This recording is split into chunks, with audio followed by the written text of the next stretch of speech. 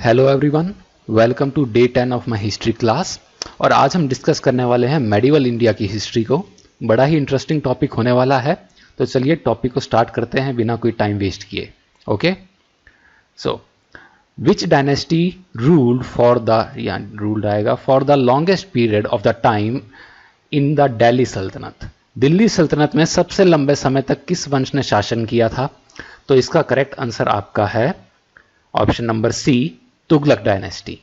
और इससे पहले थोड़ी सी मैं डिटेल्स दूं, मैं आपको बताऊं, अगर आपको कभी ये क्वेश्चन देखने को मिले कि करेक्ट क्रोनोलॉजिकल ऑर्डर क्या है दिल्ली सल्तनत की डायनेस्टी का, तो आपको कुछ नहीं करना, आपको बस गुलाब खिले तो सांस लो, बस इतना ध्यान रखो। क्या ध्यान रखना है? गुलाब खिले तो सांस लो। ठीक है, गुलाब से आपकी होगी गुलाम यानी कि स्लेव डायनेस्टी, खिले से होगी आपकी खिलजी डायनेस्टी, तो से होगी तुगलक, सांस से होगी सैयद और लो से होगी लोदी। तो ये आपका करेक्ट क्रोनोलॉजिकल ऑर्डर हो जाता है। तो इसको आई होप याद करने में आपकी दिक्कत अब नहीं होगी। तो चलिए अब तुगलक डायनेस्टी के बारे में देखते हैं। तो तुगलक डायनेस्टी ये मुस्लिम डायनेस्टी थी टर्को इंडियन ओरिजिन की, जिसने कि दिल्ली सल्तनत में मेडिवल इंडिया में रूल किया। इसका रेन स्टार्ट हुआ 1320 एडी से और चला कब तक? 1413 एडी में। इसका फाउंडर था ग्यासुद्दीन तुगलक। ओके,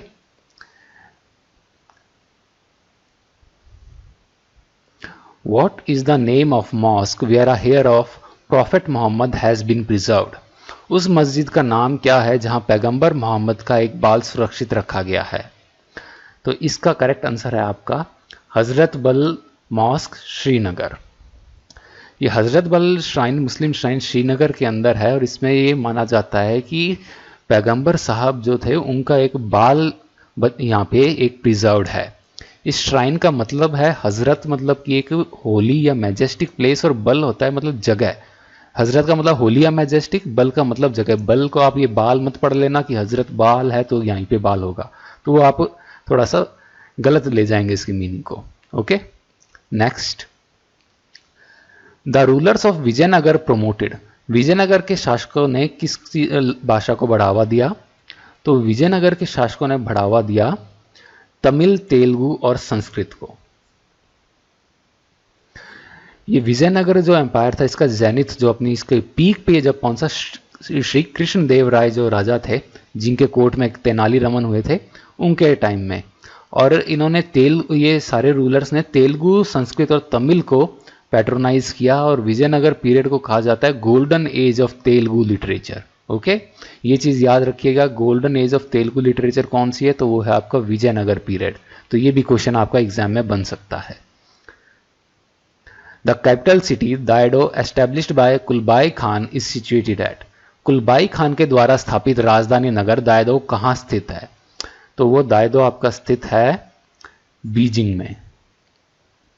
कुलबाई खान ने फाउंड की थी युआन डायनेस्टी। इसने अपने छोटे भाई अलीब्यूग को हराया क्राउन के लिए, सक्सेशन के लिए 1264 में, और इसने फिर थ्रोन पे ये बैठा with the under the title जियोहान। और इसके बाद इसने अपनी कैपिटल को मूव कर दिया यांजिंग में, जो कि करंट बीजिंग है, और उसको ने रीनेम कर दिया दायडो। ठीक है, next question, Qutbuddin Aibak has not built which of the following buildings? तो कुतुबुद्दीन ऐबक ने कौन सी बिल्डिंग इनमें से नहीं बनाई है? तो ये बिल्डिंग है आपकी A, the Qila i Kuhna mosque at Delhi. Qila i Kuhna mosque, इसको शेरशाह सूरी ने बनवाया था जब इसने हुमायूं को पराजित कर लिया और पुराने किले पे इसने कब्जा कर लिया। तो इसके बाद खुद के प्राइवेट यूज के लिए शेरशाह सूरी ने ये मॉस्क बनवाया था। The Mughal paintings reached it's zenith during the reign of. Mughal चित्रकला अपने चरम पर किसके शासनकाल में पहुंची थी? तो वो इसका शासनकाल था आपका जहांगीर का।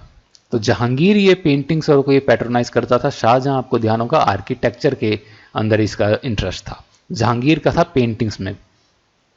तो मुगल पेंटिंग्स ये अपने जो पीक पे पहुंची जहांगीर के टाइम, तो जहांगीर के टाइम बहुत बड़े बड़े पेंटर्स होते थे। तो इनमें से कुछ एक के नाम हैं, जैसे अब्बुल हसन, बिशन दास, मधु, अनंत, मनोहर, गोवर्धन एंड उस्ताद मंसूर। तो अगर क्वेश्चन ऐसा कोई आ जाए कि उस्ताद मंसूर किसके दरबार में थे, तो आपका आंसर होगा जहांगीर। तो इनमें से किसी का भी नाम पूछ सकता है। तो आपका अगर नाम कोई पूछे कि इन पेंटर्स में से किसी का और पूछे दरबार, तो आपका आंसर होगा जहांगीर। तो इन नामों को भी थोड़ा सा गौर कर देना। Who among the following was the first to make use of artillery in warfare in medieval India? मध्यकालीन भारत में युद्धों में सबसे पहले तोपों का प्रयोग निम्न में से किसने किया था? तो सबसे पहले तोपों का प्रयोग किया था आपके बाबर ने, जो ये अपना हुआ था फर्स्ट बैटल ऑफ पानीपत 1526 में। इसके अंदर इसने आर्टिलरी यूज ली थी अंडर द गाइडेंस ऑफ, ये ऑटोमन गन मास्टर थे उस्ताद अली कुली। इन्होंने बताया था कि कैसे कैनन्स को डिप्लॉय करें जिससे कि बैटरिंग को एफिशिएंटली यूज कर सकें। तो हुआ क्या कि जो इब्राहिम लोदी था उसने फुल फ्रंटल अटैक कर दिया इनके ऊपर। तो इससे क्या होगा कि ये कैनन्स को बहुत ही अच्छे से एफिशिएंटली यूज कर पाए, और उससे क्या हुआ कि इनके हाथी पैनिक कर गए और इस वजह से ये हार गए इब्राहिम लोदी। और तो इसके बाद से क्या हाथियों का यूज होना फिर कम हो गया अपने वॉरफेयर के अंदर, इंडियन वॉरफेयर के अंदर। वरना आपको ध्यान है इंडियन वॉरफेयर में हाथी बहुत ज्यादा यूज होते थे। मैंने आपको बताया था मगध एम्पायर में कितने ज्यादा थे। Al Biruni came to India with, Al Biruni Bharat किसके साथ आया था?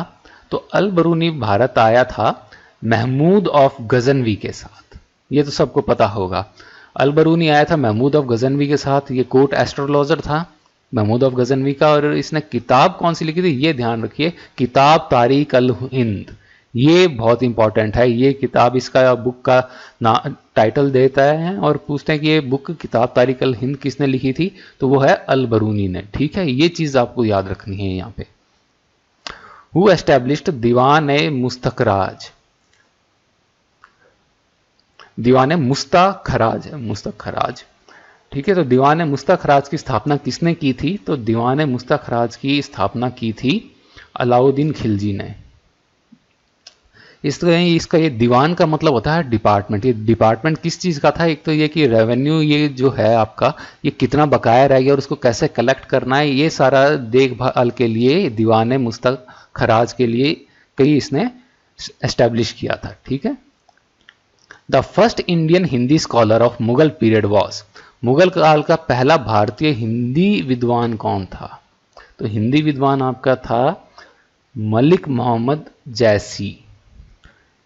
तो मलिक मोहम्मद जैसी ये अवधी डायलेक्ट के अंदर लिखते थे और इनकी सबसे फेमस वर्क है पद्मावत। ये पद्मावत इन्होंने लिखी थी 1540 में। इसके अंदर क्या है, आपने मूवी भी देखी होगी, अलाउद्दीन खिलजी ने जो कॉन्क्वेस्ट किया था चित्तौड़ का, उसके बारे में ये है। अलाउद्दीन खिलजी ने कब किया था? 1303 में। तो इनकी रानी पद्मिनी और जो रावल रतन सिंह के जो थे वहां पे, उनके ऊपर ये अटैक किया था अलाउद्दीन खिलजी ने। तो आप देखेंगे लगभग ये 2.5 सेंचुरीज बाद लिखी गई थी बुक, ये पोइम, इसके बारे में अलाउद्दीन खिलजी के कॉन्क्वेस्ट के। और इनका और क्या दूसरे वर्क्स हैं, इनके और इंपॉर्टेंट वर्क्स हैं अखरावत एंड आखिरी कलाम।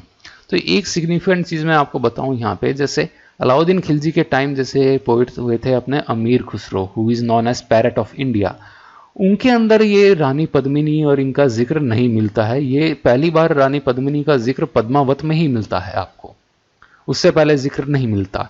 ये बड़ी सिग्निफिकेंट बात है। Sugandha Devi who issued coins with the figure of seated Lakshmi was a queen of, Sugandha Devi who issue, ये जिन्होंने बैठी हुई लक्ष्मी माँ की छवि वाले सिक्कों को जारी किया था, कहाँ की महारानी थी? तो वो महारानी थी आपकी कश्मीर की। ठीक है, 10th सेंचुरी के अंदर इन्होंने वहां पे कश्मीर की ये महारानी थी। नेक्स्ट, द कीर्ति स्तंभ tower of victory at Chittor was built by, Chittor का कीर्ति स्तंभ का निर्माण किसके द्वारा करवाया गया था? तो वो करवाया गया था आपके राणा कुंभा के द्वारा। राणा कुंभा ने ये करवाया था। चित्तौड़गढ़ फोर्ट, ये राजस्थान है, उसके अंदर ये 22 मीटर ऊंचा टावर है। ये किस लिए बनवाया था कि अपनी जो ये विक्ट्री इनकी हुई थी, मोहम्मद खिलजी ये मालवा का था उसके अगेंस्ट, तो उसको कमेमोरेट करने के लिए ये बनवाया था। और ये कौन सा स्टाइल ऑफ आर्किटेक्चर है, ये भी इंपॉर्टेंट क्वेश्चन बनता है। तो ये है सोलंकी स्टाइल ऑफ आर्किटेक्चर। ध्यान रखिएगा, सोलंकी स्टाइल ऑफ आर्किटेक्चर है ये आपका। ठीक है। Next question, the Upanishads were translated bye Dara Shikoh in Persian under the title. Dara Shikoh ने उपनिषदों का फारसी में किस शीर्षक के साथ अनुवाद किया था? जैसे दारा शिकोह कौन था? दारा शिकोह औरंगजेब का बड़ा भाई था। ये चीज़ भी आपको ध्यान रखनी है। तो ये आपके औरंगजेब के भाइयों का नाम भी आ जाता है, तो ये इनमें से कौन सा औरंगजेब का भाई नहीं था, ऐसा क्वेश्चन भी बन जाता है। तो ये चीज़ भी आपको याद रखनी है। औरंगजेब के 3 भाई थे, दारा शिकोह, शाह शुजा और मुराद बख्श। तो ये चीज़ आप ध्यान रखेंगे। तो इसका क्वेश्चन का करेक्ट आंसर है आपका ऑप्शन नंबर बी, सीर अकबर। ठीक है, दारा शिकोह जैसे बताया शाहजहां का बेटा था और औरंगजेब का भाई था। इसने उपनिषद को पर्शियन में ट्रांसफर किया। सीर अकबर नाम था। सीर अकबर का लिटरल ट्रांसलेशन है द ग्रेटेस्ट सीक्रेट। ये चीज आप ध्यान रखिए। Okay, next, which of the following languages was in Vogue during Mughal period in the courts of India? Mughal काल के दौरान भारत की अदालतों में, अदालत क्या मतलब, दरबार हो गए, ठीक है, कई बार क्या ट्रांसलेटर, मुगल दरबार में कौन सी भाषा चलती थी? तो ये आपकी थी फारसी यानी कि पर्शियन। अब ये ऑप्शन बी। तो ये मुगल्स जो थे स्टार्टिंग में तो क्या ये टर्को मंगोल प्रैक्टिसेस फॉलो करते थे और चगाटी लैंग्वेज बोलते थे, लेकिन धीरे धीरे पर्शियनाइज्ड हो गए और पर्शियन जो लिटरेचर है उसको इंडियन कल्चर के साथ ले आए और इंडो पर्शियन कल्चर अपना स्टार्ट हो गया। और ये फिर पर्शियन लैंग्वेज अपनी एक ऑफिशियल लैंग्वेज वहाँ के मुगल जो दरबार है उनकी बन गई है। ठीक है, next question, who among the following ladies wrote a historical account during the Mughal period? निम्न में से किस महिला ने मुगल काल के दौरान एक ऐतिहासिक वृत्तांत लिखा था? तो आपका करेक्ट आंसर है सी, गुलबदन बेगम। गुलबदन बेगम कौन थी? ये बाबर की बेटी और हुमायूं की हाफ सिस्टर थी। इन्होंने ये अकाउंट लिखा हुमायूं के बारे में क्योंकि उनके जो नेफ्यू थे अकबर, उनकी रिक्वेस्ट पे इन्होंने फिर हुमायूं की बायोग्राफी लिखी, हुमायूं नामा। तो अगर आपको क्वेश्चन आता है हुमायूं नामा किसने लिखा था, तो आंसर होगा आपका गुलबदन बेगम।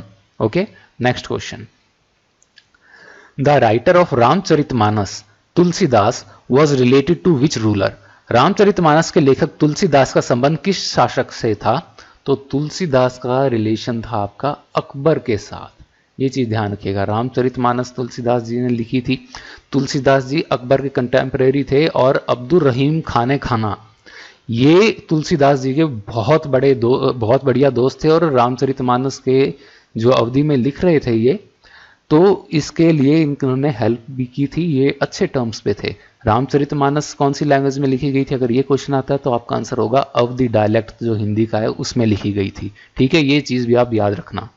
Next question, Itimad ud Daula was the diwan of Mughal court during the reign of? Itimad ud Daula किसके शासन में मुगल दरबार में दीवान हुआ करता था? तो वो आपका है जहांगीर। इतिमाद उद दौला और कोई नहीं, ये नूरजहां के पिता ही थे और नूरजहां की शादी से पहले ही ये इनके वजीर और चीफ दीवान रहे थे और अपनी डेथ तक ये वजीर और चीफ दीवान उनके रहे थे जहांगीर के दरबार में। अच्छा, जहांगीर आपको मैं बता दूं ये जहांगीर किस लिए फेमस है? जहांगीर का दरबार अपनी वो बाहर इनकी चेन वो लटकती थी ताकि कोई भी जिसको भी न्याय मांगना होता था वो किसी भी टाइम वो चेन खटखटा सकता था, उसको न्याय राजा देते थे। तो ये भी आ सकता है कि किसके कौन से राजा इस चेन के लिए प्रसिद्ध हैं, तो ये क्वेश्चन भी आपका बन सकता है। तो ये भी चीज आप याद रखेंगे। Which Sufi's dargah is at Ajmer? Ajmer में किस सूफी की दरगाह है? तो अजमेर में आपकी है मोइनुद्दीन चिश्ती की दरगाह। मोइनुद्दीन चिश्ती आपके ये इनको कहते हैं गरीब नवाज यानी बेनिफैक्टर ऑफ द पुअर, जो गरीबों का ख्याल रखने वाला है उसको कहते हैं गरीब नवाज। तो ये मोस्ट फेमस सूफी सेंट हुए चिश्ती ऑर्डर के इंडियन सब कॉन्टिनेंट में। और चिश्ती ऑर्डर जो सूफिज्म का है इसको एस्टेब्लिश साउथ एशिया के अंदर इन्होंने ही किया था, इसलिए ये बहुत ही इंपॉर्टेंट दरगाह है। अजमेर की दरगाह सबने नाम सुना होगा, अजमेर की दरगाह में बहुत लोग मन्नत मांगने जाते हैं। तो ये इसीलिए इंपॉर्टेंट है क्योंकि he was the founder of Chishti order in the south Asia. Okay, next question, which one of the following sultans impose tax on Brahmins? निम्न में से किस सुल्तान ने ब्राह्मणों पे कर लगाया था? तो ब्राह्मणों पे पहले कोई कर नहीं लगता था, वो अलाउद्दीन खिलजी तक ने कर नहीं लगाया उनके ऊपर, जबकि अलाउद्दीन खिलजी ने काफी टैक्सेस और लगाए, काफी ये रेवेन्यू और के लिए इसमें काम किया था, लेकिन टैक्स पहली बार लगाया फिरोज तुगलक ने, फिरोज शाह तुगलक ने। फिरोज शाह तुगलक का ये था, रेन चला 1315 से 1388 ने। ये 45 साल की उम्र में दिल्ली का सुल्तान बना था और he was a quite efficient ruler, Firoz Shah Tughlaq. तो ये इसने कैनाल और बनवाने में काफी काम किया था फिरोज शाह तुगलक ने। Next, who was the architect who design Taj Mahal? Taj Mahal को डिजाइन करने वाला वास्तुकार कौन था? ये डिजाइन का सीधा डिजाइन ही ट्रांसलेट कर दिया गूगल ट्रांसलेट ने, हे भगवान। तो वो था आपके उस्ताद ईसा। उस्ताद ईसा शिराजी, इनको अपने जानते हैं उस्ताद अहमद लाहौरी के नाम से। ये एक पर्शियन आर्किटेक्ट थे जिनको की क्रेडिट दिया जाता है कि ये ताजमहल के आर्किटेक्ट थे, चीफ आर्किटेक्ट।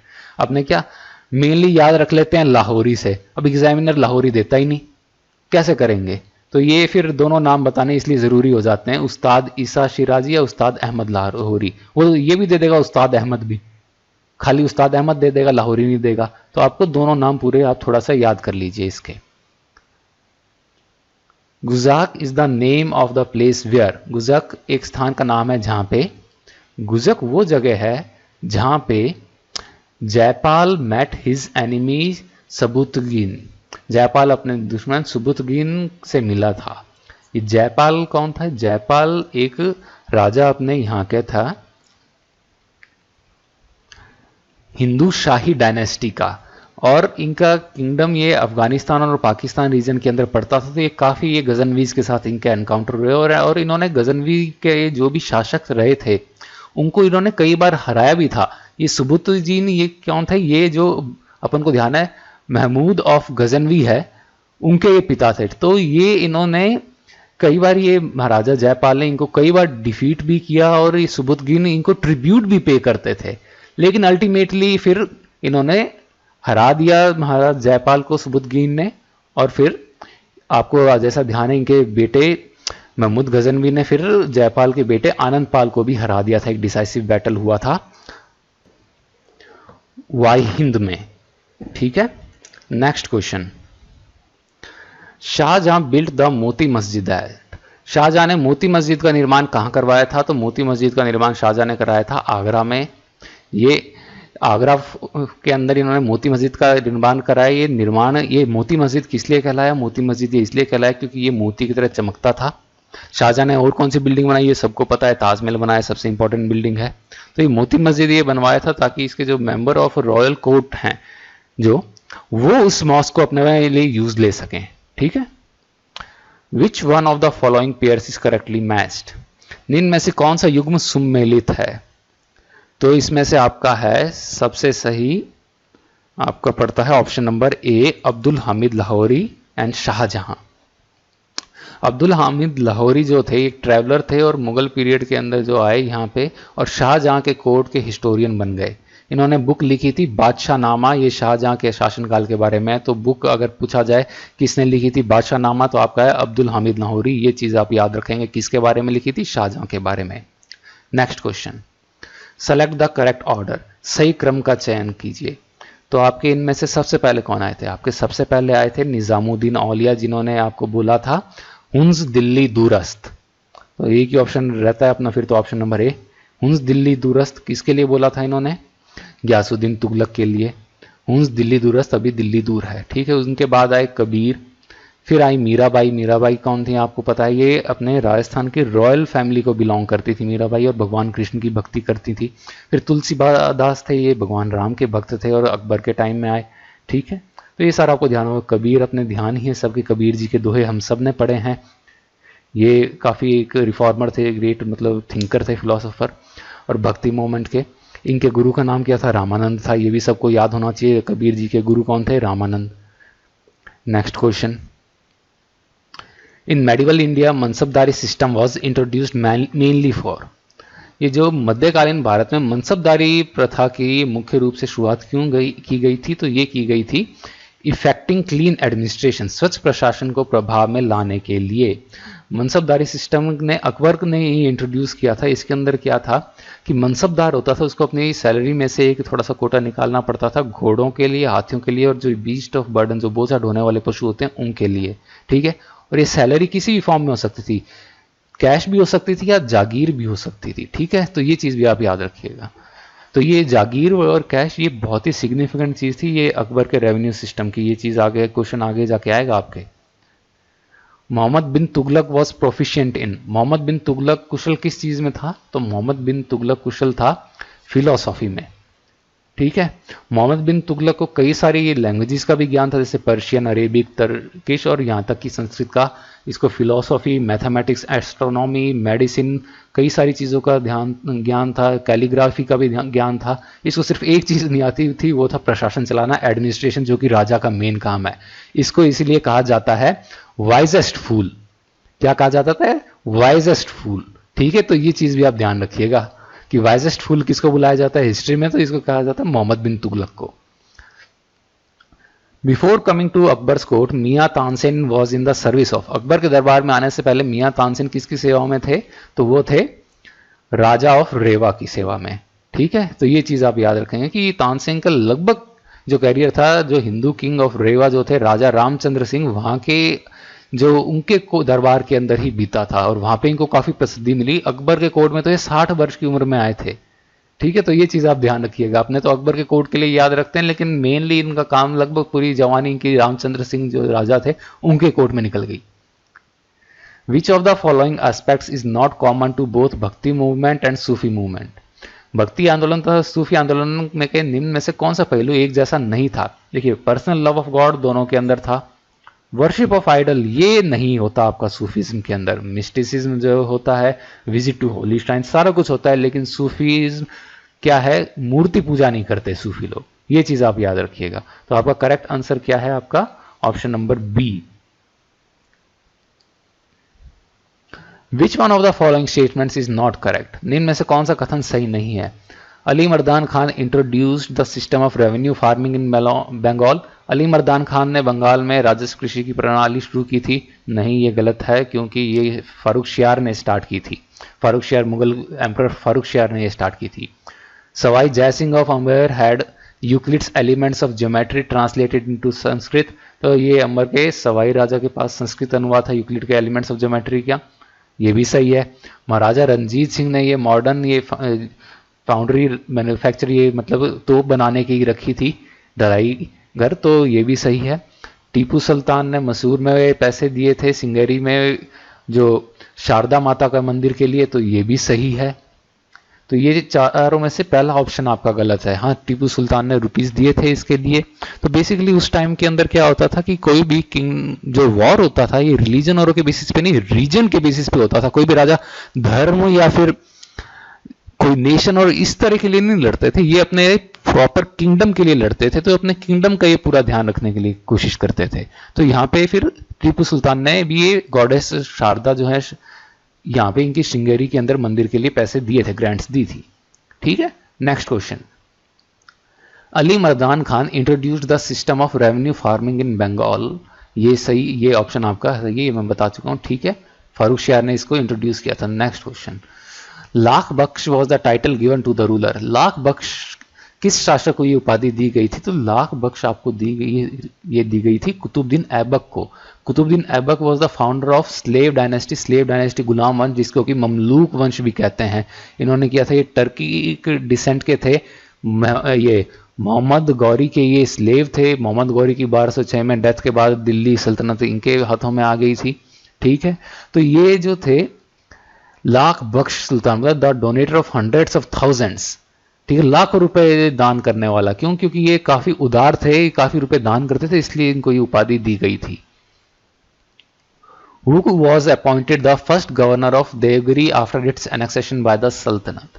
सल्तनत के द्वारा देवगिरी के राज्य हरण के बाद इसका पहला राज्यपाल किसे नियुक्त किया गया था? तो वो आपका करेक्ट आंसर है ऑप्शन नंबर सी, मलिक काफूर। मलिक काफूर के बारे में मैंने आपको कल बताया भी था। मलिक काफूर कल या परसों बताया था। ये ही was an eunuch slave of Alauddin Khilji. ठीक है, ये चीज ध्यान रखिए। तो ये दौलताबाद फोर्ट, इसको ही कहते हैं हम देवगिरी या देवगिरी। तो ये जो औरंगाबाद महाराष्ट्र में और जो यादव डायनेस्टी है उसका ये कैपिटल थे। ये 9th century to 14th century के अंडर रहा और ब्रीफ पीरियड के लिए देख लीजिए, सिर्फ 7-8 सालों के लिए ही ये दिल्ली सल्तनत के पास आया था। तो तब इसका जो गवर्नर बनाया गया था मलिक काफूर को बनाया गया था। Khalsa was founded by, Khalsa पंथ की स्थापना की थी ये जो गुरु गोविंद सिंह, जो इनके 10वें गुरु हुए सिखों के, उन्होंने की। ठीक है, गुरु गोविंद सिंह जी ने। Which of the following Vijayanagar kings allowed the Portuguese to build churches within the empire? Vijayanagar के किन शासकों में से इन्होंने पुर्तगालियों को अपने साम्राज्य में गिरजाघरों का निर्माण करने की अनुमति दी थी? तो देखिए, अपने विजयनगर का एक ही नाम सुना होता है, कृष्णदेव राय, लेकिन ये आंसर सही नहीं होगा। आंसर सही आपका कौन सा है? आपका है option number D, Venkata second. ठीक है, वेंकटपति राय या वेंकट द्वितीय, ये विजयनगर एम्पायर के रूलर थे और इनके जो 3 डेकेड का जो ये रेंज चला था लगभग, उसमें इनकी स्ट्रेंथ और प्रॉस्पेरिटी विजयनगर एम्पायर की वापस आई थी। ठीक है, next question, the Delhi general who successfully advanced up to Madurai was, Delhi का वह सेनापति जो सफलतापूर्वक मदुराई तक बढ़ गया था, तो वो है आपका फिर से मलिक काफूर। अलाउद्दीन खिलजी का ये एक्सपेडिशन पे गया था, के मतलब रिप्रेजेंट करता था। The first architectural achievement of Jahangir's reign in India was the construction of his father's mausoleum. Where was it built? Bharat में जहांगीर के शासन की पहली स्थापत्य संबंधी उपलब्धि उसके पिता की समाधि का निर्माण करना था। इसका निर्माण कहाँ किया गया था? तो ये मौसलम ये अकबर का आपको मिलेगा सिकंदराबाद के अंदर ये मिलेगा अकबर का। बाकी और भी मैं थोड़े बता देता हूँ। हुमायूं का आपको दिल्ली के अंदर मिलेगा, शाहजहां का आपको मिलेगा आगरा के अंदर, अकबर का सिकंदराबाद हो गया, जहांगीर का आपको मिलता है लाहौर के अंदर, बाबर का कहाँ पे मिलता है आगे क्वेश्चंस में आ जाएगा आपके पास। हु वॉज द ग्रेटेस्ट भक्ति पोइट ऑफ महाराष्ट्र, महाराष्ट्र के महानतम भक्ति कवि कौन थे? तो महाराष्ट्र के महानतम भक्ति कवि थे Sant Tukaram. Which of the following statement is found to be incorrect, निम्न में से कौन सा कथन गलत है? Aurangzeb ascended the throne after defeating his 3 brothers Dara, Shuja and Murad in the war of succession in 1658। Aurangzeb अपने 3 भाइयों दारा सिखो, शाह शुजा और मुराद बख्श को 1658 में हरा के युद्ध में और उत्तराधिकार के युद्ध को जीता था और फिर ये सिंहासन में बैठा था। तो ये बात तो पूरी तरीके से सही है। औरंगजेब ने गुरु तेग बहादुर को ये बंदी बना लिया था और 1665 में इनको, गुरु तेग बहादुर 9वें सिख गुरु थे, इनको 1665 में बंदी बना लिया और इस्लाम ना अपनाने के बाद उनका फिर कत्ल कर दिया था। ये भी सही है, औरंगजेब ने ये काम भी किया था। Shivaji was imprisoned by Aurangzeb but he manage to escape and proclaimed himself an independent monarch in 1674। सही है, शिवाजी को औरंगजेब ने जेल में डाला था और शिवाजी भागने में सफल रहे थे 1664 में। सही है ये चीज भी। तो गलत कौन सा है फिर? ऑप्शन नंबर डी बचा। Aurangzeb executed his father Shahjahan to annex to the throne, नहीं, औरंगजेब ने सत्ता हासिल करने के लिए अपने पिता की हत्या नहीं की थी, तो उन्हें बंदी बनाया था। ठीक है। The foreign traveller who visited India during the Mughal period and who left us an expert's description of peacock throne was, तो कौन सा विदेशी यात्री था जो मुगल काल में भारत आया था तथा जो हमारे लिए मयूर सिंहासन का एक विशिष्ट वर्णन छोड़ गया था? तो वो आपका है ट्रेवेनियर, ऑप्शन नंबर सी। ट्रेवेनियर आया था, इसने अपनी बुक लिखी द 6 वॉयेजेस ऑफ जेवी ट्रेवेनियर। इसकी ये वॉल्यूम 2 के 8th चैप्टर के अंदर इसमें औरंगजेब के जो एनुअल बर्थडे फेस्टिवल जो होता था उसका जिक्र है, जिसमें बताया गया कि कितना ये स्प्लेंडर होता था वहां पे और इसको तोला जाता था वहां पे, इसकी जो गद्दियां थी उसके बारे में जिक्र है और ये सबसे विविड और सबसे डिटेल्ड अकाउंट है और ये पीकॉक थ्रोन का मॉडर्न हिस्टोरियंस के लिए। ठीक है, ये चीज याद रखिएगा। Which Nawab of Bengal shifted his capital from Murshidabad to Monghyr, तो बंगाल के किस नवाब ने अपने राजधानी मुर्शिदाबाद से स्थानांतरित करके मुंगेर कर ली थी? तो ये आपका करेक्ट आंसर है मीर कासिम। मीर कासिम बंगाल का नवाब रहा था 1760 से लेकर 1763 तक। ये जो ब्रिटिश थे उन्होंने इसे इंस्टॉल किया था मीर जाफर, जो कि इसके फादर इन लॉ थे, उसे हटा के। लेकिन बाद में मीर कासिम का भी ब्रिटिश के साथ झगड़ा हो गया और ये बैटल ऑफ बक्सर में ब्रिटिश के साथ लड़ा था और ये हार गया था, ब्रिटिश जीत गए थे। तो ये एक डिसाइसिव बैटल था जिसमें फिर ब्रिटिश इंडिया में एस्टेब्लिश हो गए थे। तो ये चीज भी काफी सिग्निफिकेंट है, 1764 में हुआ था बैटल ऑफ बक्सर, ये भी याद रखिएगा।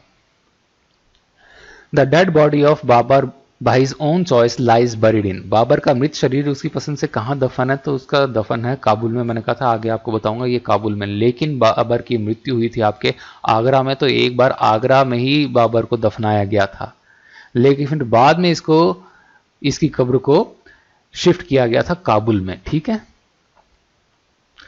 Who was the first Indian ruler to face the invasion of Mahmud of Ghazni? Sorry,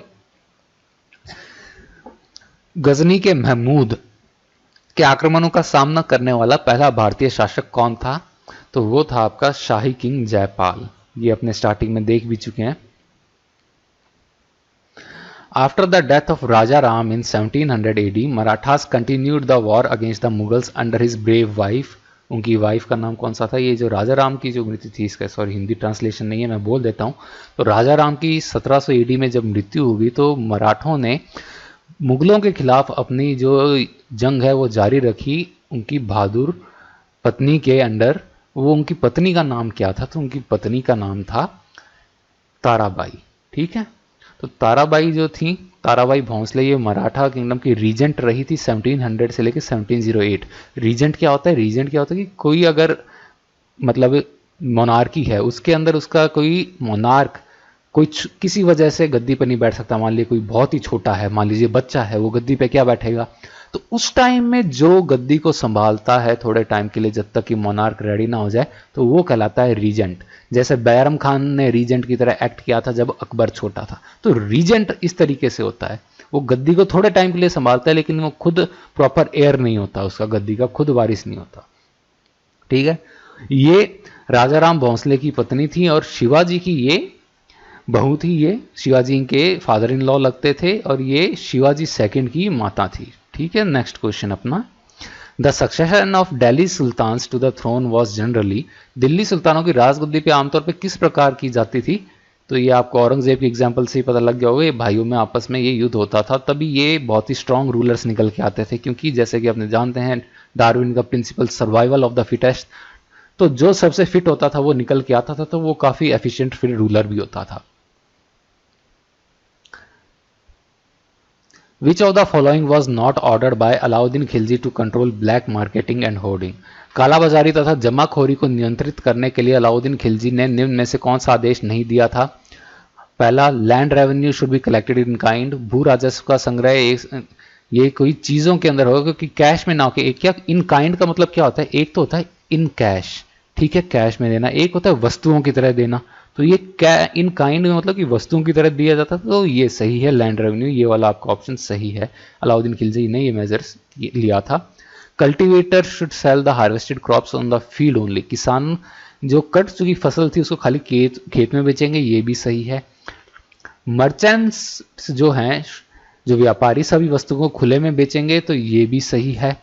तो आपका एक ही आंसर रह गया, ये है ऑप्शन नंबर 4। तो ये ऑप्शन नंबर 4 जो है आपका, ये आपका करेक्ट आंसर है। ये अलाउद्दीन खिलजी ने लिखा था कि more privileges should be given to khuts and muqaddams. खुदों और मुकदमों को अधिक विशेषाधिकार दिया जाना चाहिए, ये नहीं कहा था। एक्चुअली इसका जस्ट अपोजिट कहा था।